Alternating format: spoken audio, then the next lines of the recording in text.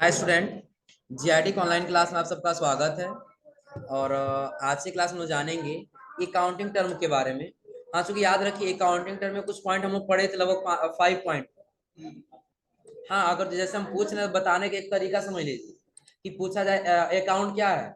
हम ये कह सकते हैं कि अकाउंट किसी भी बिजनेस के ट्रांजेक्शन का जब एक स्टेटमेंट तैयार करेंगे जिसका रिपोर्ट किसी एक पे ही प्रभाव दिखाई देगा, वही हमारा क्या कहलाएगा, अकाउंट कहलाएगा। अरे समझे ना। एग्जाम्पल के तौर पे यदि हम कोई बिजनेस कर रहे हैं तो या तो एसेट ज्यादा हुआ या लाइबिलिटी ज्यादा हुआ, ये यह एक प्रकार का हमारा क्या है, अकाउंट। और अगला क्या होता है, बिजनेस। बिजनेस बिल्कुल सिंपल हम ये कह सकते हैं कि लाभ कमाने के उद्देश्य से यदि हम कोई काम कर रहे हैं तो वो हमारा क्या है, बिजनेस है। और बिजनेस को 3 भागों में बांटा गया है, ट्रेडिंग, मैन्युफैक्चरिंग और सर्विसेज। ट्रेडिंग क्या है, जो गुड्स परचेज करे और कुछ लाभ रख करके सेल कर दे, वो क्या है, ट्रेडिंग है। मैन्युफैक्चरिंग क्या है, जो अलग अलग रॉ मटेरियल्स को खरीदे एक नया गुड्स बना करके बेचे, हमारा क्या है, मैन्युफैक्चरिंग। और उसके बाद हम लोग पढ़े क्या, सर्विसेज। सर्विसेज क्या है, सेवा। आ समझे ना। हाँ, जिसमें कुछ अमाउंट लें और उसके बदले हम क्या करें, कुछ सेवा प्रदान। और उसका हम लोग पढ़े क्या, हाँ, प्रोप्राइटर। कि बिजनेस का मालिक जो बिजनेस पैसा लगाता है वो क्या कहलाता है, तो लगभग ये प्रोप्राइटर क्या समझा रहा है ना, कि बिजनेस में जो भी मालिक अपना पूंजी लगा रहा है उसका जिम्मेदार वही क्या है, उसका प्रोप्राइटर। और अगला कह रहे हैं अकाउंटिंग पीरियड। हम लोग पढ़े हैं कि एक कोई बिजनेस कर रहे हैं तो एक स्टेटमेंट जरूर हम लोग तैयार करें, और स्टेटमेंट तैयार करने के लिए टाइम पीरियड जरूर लेना होगा, वही हमारा क्या कहलाएगा, अकाउंटिंग।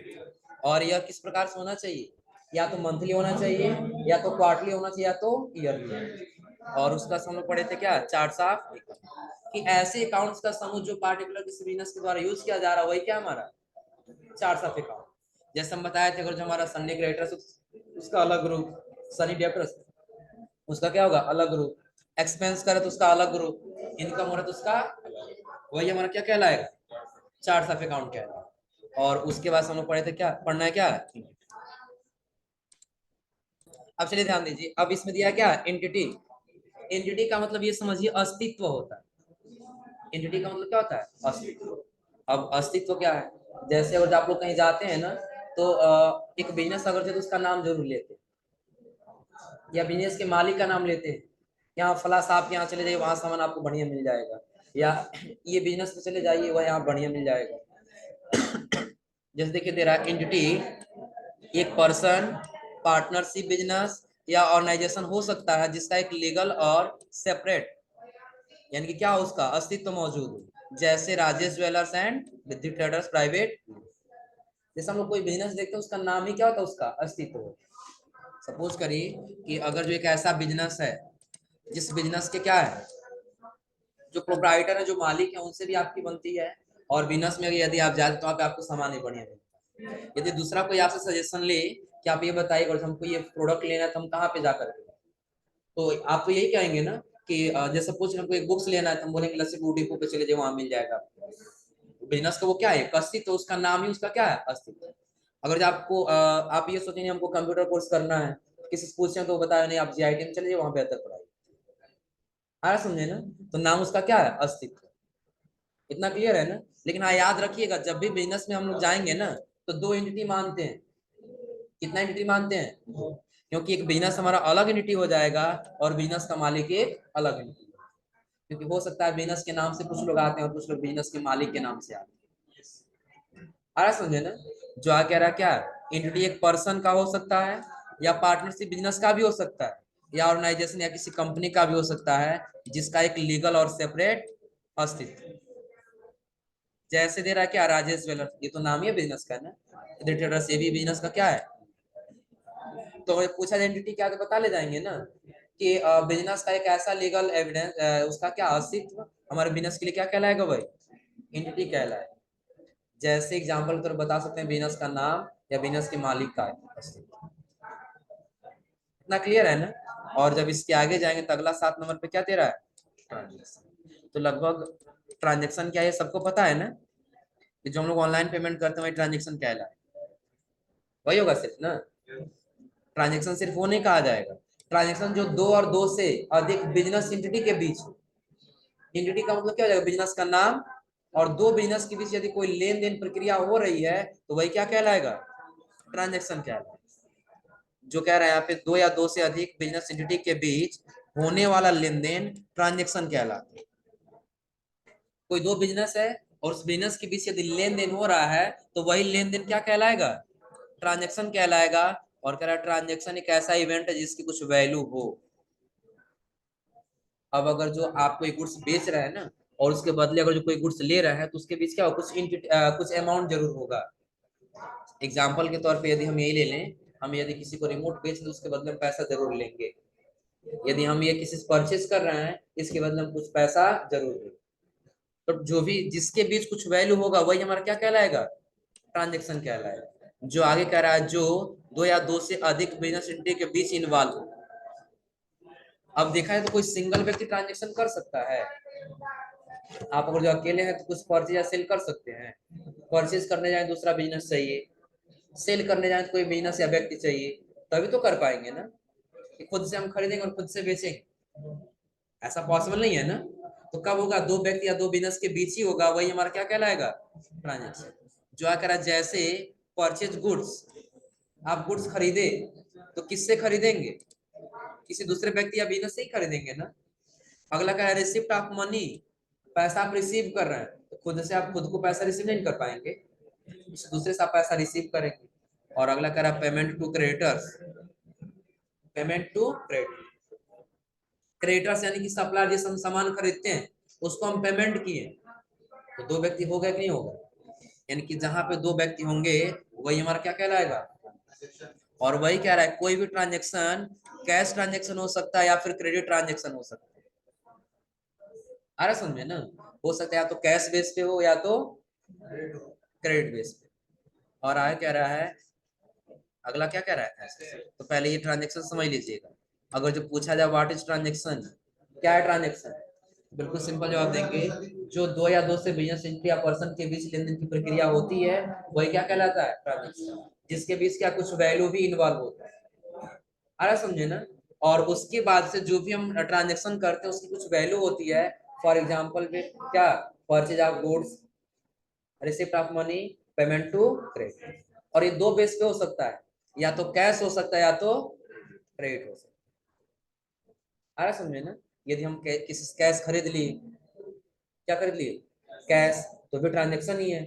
किसी से यदि हम क्रेडिट बेस यानी उधार बेस पे खरीद लिए या उधार बेस पे बेच दिए तो भी हमारा क्या है? वो ट्रांजेक्शन। इतना क्लियर हो रहा है ना? और ट्रांजेक्शन के बाद से अगला क्या कह रहा है? याद रखिएगा ये एसेट्स शब्द आपका शुरू से लेकर के लास्ट तक आने वाला है। क्या? एसेट्स। एसेट्स क्या होगा तो याद रखिएगा कि जो भी बिजनेस को चलाने के लिए मदद करता है वस्तु, वो हमारा क्या कहलाता है? एसेट्स कहलाता है। जो कह रहा है वे सभी वस्तुएं जो अस्थायी या अस्थायी रूप से बिजनेस को चलाने में मदद करती हैं एसेट्स कहलाती है। कि कोई भी वस्तु है और यदि वो बिजनेस को चलाने में, चाहे वो अस्थायी रूप से, चाहे वो फिक्स रह करके, और चाहे वो अस्थायी रूप से आ जाए और कल चले जाए, और जो ऐसे ही मदद कर रही है तो हमारे बिजनेस के लिए क्या कहलाएंगी? क्लियर है ना? और अगला कह रहा है एसेट्स किसी ऑर्गेनाइजेशन के ऐसे इकोनॉमिक रिसोर्स होते हैं जिन्हें मनी के रूप में मेच्योर किया जा सकता है। अब एसेट्स ऐसे भी होते हैं जो बिजनेस के क्या होते हैं? मनी के रूप में रिसोर्स किए जाते हैं, जैसे भवन, कंप्यूटर और आगे कह रहा मुख्य रूप से एसेट्स को मुख्य रूप से दो भागों में विभाजित किया गया।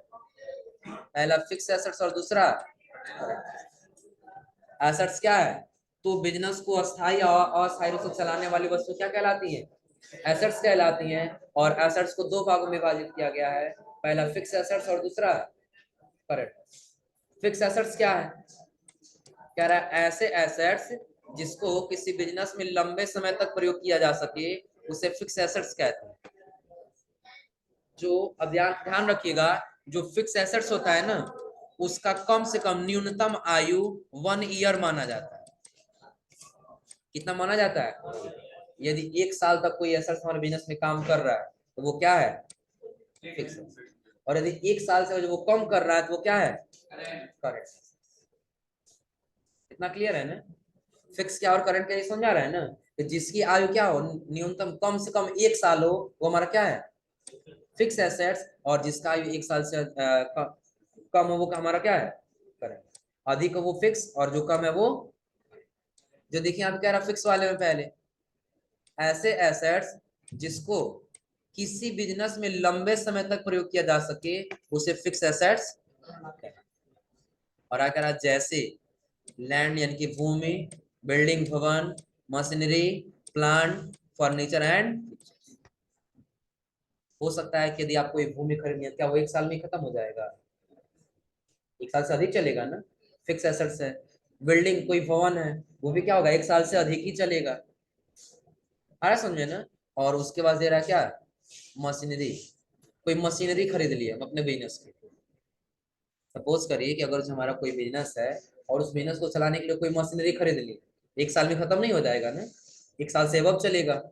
और आय कह रहा कि आप प्लाट हो या फिर कोई फर्नीचर हो, ऐसा थोड़ी आज फर्नीचर लिए तो कल खत्म हो जाएगा, ऐसा नहीं है ना।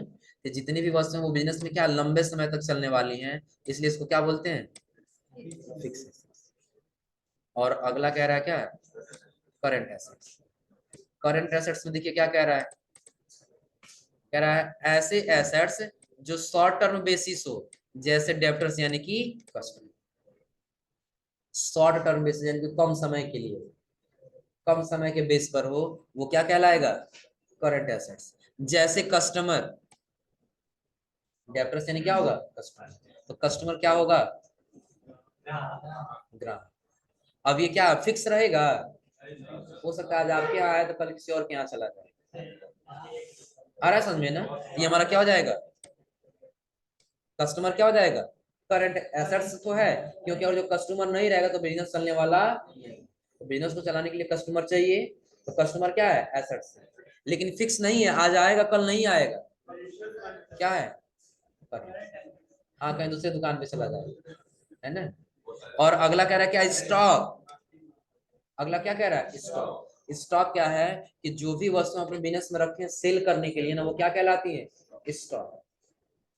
सपोज करिए अगर हमारी स्टेशनरी का बिजनेस है, और यदि हम बुक्स, पेन, मार्कर ये सारा ला करके रखे हैं, तो जब तक हमारे बिजनेस में बेचने के लिए, तब तक वो क्या है, स्टॉक। और स्टॉक फिक्स क्यों नहीं होगा, करंट क्यों होगा, क्योंकि हो सकता है आज आप 10 पीस मार्कर खरीद के लेके आए और कल भी हुआ, आज आया और क्या हुआ कल चले, तो क्या है वो, करंट। और अगला कह रहा है क्या, बिल रिसीवेबल, किसी से पैसा रिसीव करना। अब ऐसा तो नहीं है ना उससे डेली डेली करेंगे, आप उनको पैसा देते रहिए, बिल रिसीव करना है। 10,000 का सामान बेचे, एक दिन 10,000 दे दिया तो खत्म हो गया ना, क्या फिक्स में आएगा, इसमें आएगा, करेक्ट। अगला कह रहा है कैश या बैंक बैलेंस। कैश हो या फिर बैंक हो, दोनों बिजनेस को चलाने के लिए जरूरी है। आ रहा है समझे ना। कैश तो बहुत जरूरी है किसी प्रकार का बिजनेस हो। अब उस बिजनेस में यदि कैश है तो कैश का बैलेंस लगातार घटता बढ़ता रहे, ऐसा क्यों होगा। आज हमारे पास 10 रुपया था, 5 रुपया का सामान खरीद लिया, कितना बचा, 5 रुपया। 5 रुपया खत्म हो गया ना, 5 रुपया कम हो गया। फिर ऐसा हुआ कि दोबारा से फिर 5 रुपए का और सामान खरीद लिया, वो भी 5 रुपए चला गया, अब कैश बचा है, नहीं बचा। 10 रुपए का सामान खरीद लिए और वही हम 15 रुपए का सामान बेच दिए, तो 15 का हमारा बिजनेस फिर वापस आ गया ना। पहले 10 था, 10 से 5 हुआ, 5 से 0 हुआ, 0 से 15 हुआ, तो लगातार घटता बढ़ता रह रहा है ना। ये किसमें आ जाएगा, करेक्ट है। अब हो सकता है कहीं बैंक में भी यही कंडीशन चल रहा हो, आज बैंक में पैसा है कल नहीं रहेगा। जैसे देखिए दे रहा है, इन एसेट्स का बैलेंस लगातार घटता बढ़ता रहता है, इसलिए इन्हें फ्लोटिंग एसेट्स भी कहते हैं। लेकिन इनका दूसरा नाम एक और होता है, लिक्विड एसेट्स। दूसरा नाम क्या होता है, लिक्विड एसेट्स। एसेट्स तो है लेकिन लिक्विड आपको पता है ना, कि जैसे रखेंगे वैसे इधर वो अपना आयतन पाएगा उधर फैल जाए। आ रहा समझ में ना। तो जिस प्रकार से हम अपने मेंस में ट्रांजेक्शन करेंगे, उसी के हिसाब से ये हमारा करंट एसेट्स क्या होता है, लगातार घटता बढ़ता रहता है। आ रहा समझे ना। इसलिए इसका दूसरा नाम क्या है, फ्लोटिंग एसेट्स, जिसको लिक्विड एसेट्स भी कहा जाए। एसेट्स का ये क्लियर हो रहा है ना। अगर जब पूछा जाए एसेट्स क्या है, तो क्या जवाब देंगे, कि ऐसी वस्तु जो बिजनेस को चलाने के लिए अस्थायी अस्थायी रूप से काम आती है, वो क्या कहलाती है, एसेट्स। और एसेट्स को मुख्य रूप से कितने भागों में बांटा गया है, दो। कौन कौन सा, फिक्स एसेट्स और करंट एसेट्स। फिक्स एसेट्स क्या है, हाँ जो बिजनेस में लंबे समय तक के लिए काम करे वो हमारा क्या है, फिक्स एसेट्स। जैसे भूमि हो गया, बिल्डिंग हो गया, मशीनरी हो गया, प्लांट एंड फर्नीचर्स हो गया। क्लियर है ना? और करंट एसेट्स क्या है? जो शॉर्ट टर्म पे हो, कम समय के लिए। आया समझे ना? जो कम समय के लिए वो हमारा क्या कहलाएगा? Current assets. और करंट एसेट्स का बैलेंस हमेशा क्या होता है? लगातार घटता बढ़ता रहता है। जैसे कस्टमर हो गया, स्टॉक हो गया, बिल रिसीवेबल हो गया, ये सभी हमारे क्या कहलाएंगे? Current assets. एसेट्स का ये समझ में आ रहा है ना? और एसेट्स के बाद अगला हम लोग आता है क्या? लाइबिलिटीज। और लाइबिलिटीज का मतलब होता है कर्ज। लाइबिलिटीज का मतलब क्या होता है? कर्ज क्या होगा? कह रहा वह पैसा जो एक बिजनेस को किसी दूसरे बिजनेस या व्यक्ति को देना हो, वह उस बिजनेस पर लाइबिलिटीज कहलाता है। जैसे वो आपका बिजनेस है और आप अपने सप्लायर्स को उधार सामान खरीद कर लेकर के आ गए, तो आपके बिजनेस के ऊपर वो पैसा बकाया है कि नहीं है? तो वही पैसा आपके बिजनेस के लिए क्या कहलाएगा? लाइबिलिटीज कहलाएगा। जैसे क्रेडिटर से खरीदा गया उधार सामान का पैसा और दे रहा है क्या? बैंक से लिया गया लोन का। यदि आप अपने क्रेडिटर से उधार सामान खरीद लिए, क्या करो विकास? इसी टॉपिक पे बाद में बात कर लेंगे। इसी टॉपिक पे अरे पूछ लेंगे, उसी टॉपिक पे कहोगे नहीं ये टॉपिक पढ़े ही नहीं, फिर बात आ जाएगी टॉपिक। तो पहले लाइबिलिटीज समझ लीजिए। क्या लाइबिलिटीज का मतलब क्या हो जाएगा? कर्ज। यानी कि वह अमाउंट जो हमारे बिजनेस के ऊपर बकाया है, वो हमारे बिजनेस के लिए क्या कहलाएगा? लाइबिलिटीज कहलाएगा। जैसे अगर हम अपने क्रेडिटर से, अपने सप्लायर से उधार सामान खरीद लिए हैं, सपोज कि 10,000 का खरीदे थे, 5,000 रुपया था, 5,000 दे दी, 5,000 क्या लग गया? बाकी लगा। वही 5,000 हमारे बिजनेस के ऊपर क्या है? लाइबिलिटीज यानी कि कर्ज। हाँ हाँ, क्रेडिटर्स भी आ जाएगा, क्योंकि क्रेडिटर्स नहीं है तो बिजनेस हमारा चलने वाला नहीं। और हो सकता है आज हम उसके पास गए खरीदने के लिए और अगले दिन नहीं जाए खरीदने। बहुत ऐसी वस्तुएं हैं जो करंट में आएगी, लेकिन सबका नाम लिखा लिखा जाए बहुत लंबा लिस्ट हो जाए। इसलिए बस एक हम उदाहरण समझ ले रहे हैं क्या, जिसका बैलेंस हमेशा लगातार क्या हो? घटता बढ़ता रहे, वो हमारा क्या है? आ रहा समझे ना? और करंट एसेट्स ही उसी को बोलेंगे कि जो हमारे बिजनेस को चलाने में मदद करे।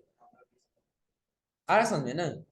अब ये लाइबिलिटीज का ये समझ में आ रहा है ना? यानी कि जो कर्ज है वही हमारे ऊपर क्या है? लाइबिलिटी। जैसे हम बैंक से लोन ले लिए, हमारे ऊपर क्या लाइबिलिटीज है कि नहीं है? कर्ज है ना? तो जो भी हमारे बिजनेस के ऊपर अमाउंट बकाया रहेगा वो क्या कहलाएगा? लाइबिलिटी। तो अभी आज हमने आपको क्या क्या बताया इसमें? तो सबसे पहले एंटिटी क्या है, ट्रांजैक्शन क्या है, एसेट्स क्या है, और लायबिलिटीज क्या है। और एसेट्स मैंने आपको दो पार्ट बताया, फिक्स एसेट्स और करंट एसेट्स। फिक्स जो लंबे समय तक के लिए, और करंट जो शॉर्ट समय के लिए। हो जाएगा ना? तो यहाँ तक आज आप लोग पढ़ करके आइए, और अगली क्लास में हम लोग पढ़ेंगे क्या? कैपिटल। क्लियर है ना?